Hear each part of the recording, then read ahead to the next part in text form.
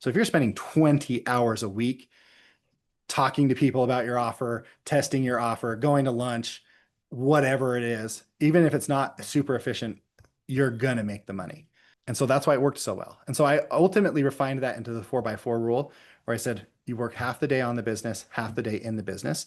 And if you don't have enough work to bill for 4 hours a day, then the only activities you should be doing on the business is income generating activities. And every time I've taught that, and every time someone's used it, within 6 weeks of spending way too much time doing client acquisition, they have enough clients that they get to do things other than client acquisition.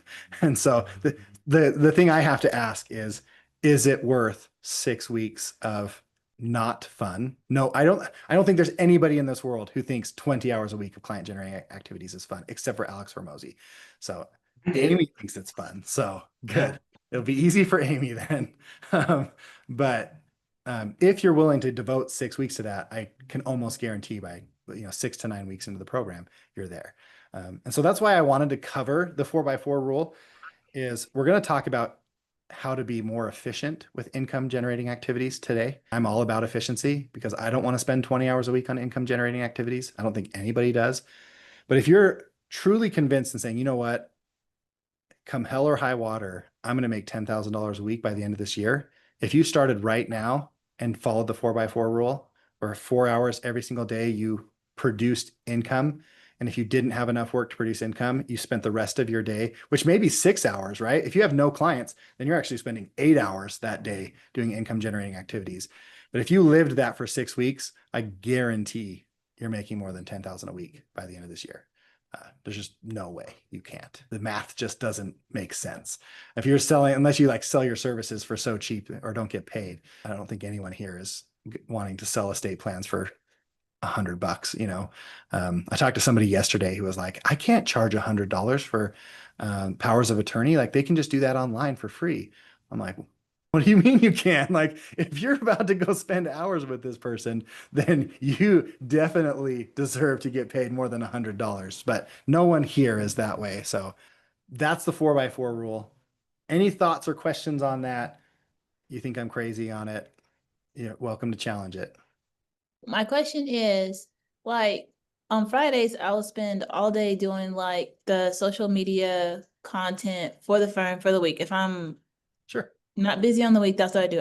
I batch it through the Facebook planner Love so it. that it automatically posts every day. However, and then I also like if I have time, I'll do the blog post that gets sent out, and then I'll also do the newsletter. But it seems like everything I'm doing is falling on deaf ears because one of my things that I hate doing, which you probably want me to do all the time, is just picking up the phone and calling people.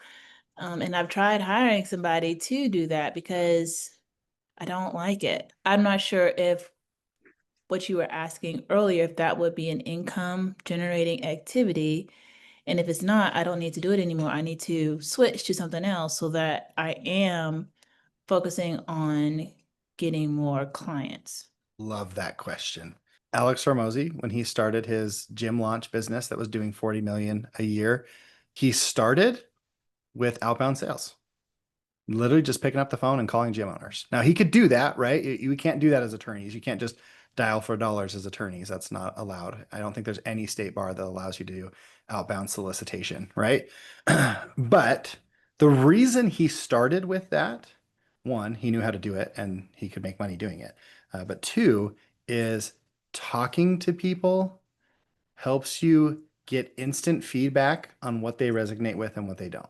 So if you call up and say, hey, I have this awesome 6 module program, do you want? And then they click and hang up on you because no one cares about modules. You go, oh, probably shouldn't start with 6 modules again, right? But if you open up with a question and they open up based on the question you asked, and all of a sudden you have a nice 10 or 15-minute conversation, and then that turns into a sale, you're like, oh, that was a really good question. I should ask that question again, right? And so it gives you instant feedback on what people are responding to and not.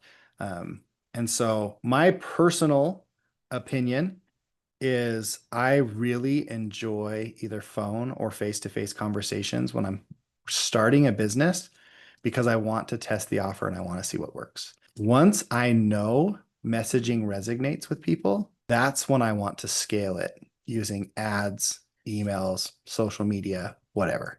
It is really tricky because if you write an email and you feel really good about it and you send it to people, most people don't respond to an email whether they like it or not.